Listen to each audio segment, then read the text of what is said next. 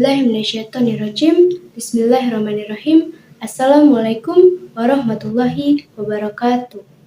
Kaum muslimin dan muslimat yang dirahimakumullah, marilah kita tidak henti-hentinya memanjatkan puji syukur kita atas kehadiran Allah Subhanahu wa Ta'ala yang telah memberikan rahmat dan syafaatnya kepada kita semua. Tak lupa salawat serta salam selalu tercurahkan kepada junjungan Nabi kita, Nabi Muhammad SAW. Pada hari yang berbahagia ini, marilah kita mengingat kembali hari yang istimewa, yaitu kisah perjalanan Nabi Muhammad yang dikenal dengan peristiwa Isra dan Miraj. Rasul telah menempuh perjalanan panjang saat keadaan beliau sedang tidak baik-baik saja, sebab beliau baru saja kehilangan kakek, paman, dan istri tercintanya. Meskipun keadaan beliau yang sedang bersedih, beliau dengan senang hati mau menjalani perintah dari Allah. Peristiwa agung itu terjadi pada tanggal 27 Rajab tahun 11 Hijriah. Dari sinilah kita dapat mengambil hikmah tentang sebuah rasa sabar atas segala cobaan yang diberikan oleh Allah. Menurut sejumlah riwayat hadis, tidak ada satu makhluk pun yang melewatinya, kecuali Rasulullah SAW. Dalam hadis tersebut, Rasulullah menceritakan bentuk fisik dari Sidratul Muntaha, yaitu berdaun lebar seperti telinga gajah dan buahnya yang menyerupai tempayan besar. Namun, ciri fisik Sidratul Muntaha berubah ketika Allah Subhanahu wa Ta'ala datang. Bahkan Nabi Muhammad sendiri pun tidak bisa berkata-kata menggambarkan keindahan pohon Sidratul Muntaha. Pada kepercayaan agama lain, Sidratul Muntaha juga diartikan sebagai pohon kehidupan loh. Di Sidratul Muntaha inilah Nabi Muhammad berdialog dengan Allah untuk menerima perintah wajib sholat 5 waktu dalam sehari.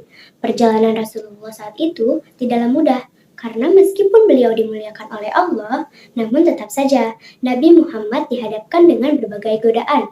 Godaan pertama, ketika Nabi ditawari meminum khamar atau susu, namun Rasulullah lebih memilih susu.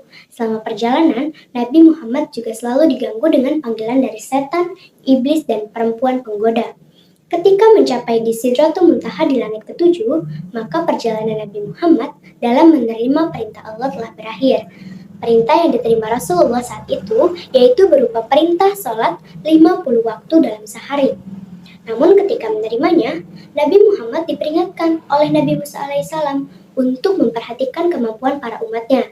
Menyadari hal itu membuat Nabi Muhammad SAW meminta keringanan kepada Allah, sehingga perintah sholat diringankan menjadi 5 waktu saja dalam sehari. Sejak saat itulah umat muslim harus melakukan sholat wajib 5 waktu. Namun tetap saja masih banyak umat manusia yang melalaikan sholatnya. Semoga dengan adanya kisah perjalanan ini dapat mempertebal keimanan dengan tidak meninggalkan salat waktu yang sudah disyariatkan. Kesabaran beliau inilah yang seharusnya menjadi contoh bagi kita semua. Dalam menjalani kehidupan, pasti akan selalu ada cobaan. Kaum muslimin dan muslimat, Allah berfirman dalam surat Al-Baqarah ayat 153. Bismillahirrahmanirrahim. Ya ayyuhallazina amanu istainu bil sabri wal salati inna Allaha ma'al sabirin. Hai orang-orang yang beriman, jadikanlah sabar dan sholat sebagai penolongmu. Sesungguhnya Allah bersama orang-orang yang sabar.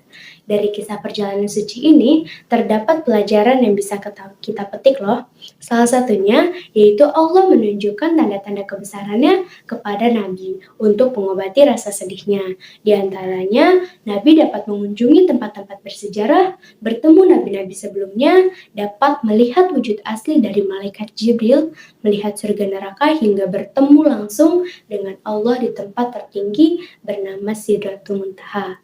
Jamaah yang berbahagia, semoga dengan peringatan Isra Miraj ini, kita semua dapat mengambil hikmah dari setiap musibah yang kita alami itu akan selalu ada pelajaran berharga di balik kita semua.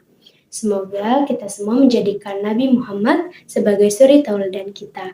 Amin amin ya rabbal alamin. Sebelum saya mengakhiri tausiah saya, izinkan saya berpantun terlebih dahulu. Kalau ada sumur di ladang, bolehlah menumpang mandi. Kalau ada umur panjang, semoga kita berjumpa lagi. Saya Nurul Andini, perwakilan dari SMA PGRI 4 Kota Bogor, pamit undur diri. Wabillahi taufiq wal hidayah. Wassalamualaikum warahmatullahi wabarakatuh.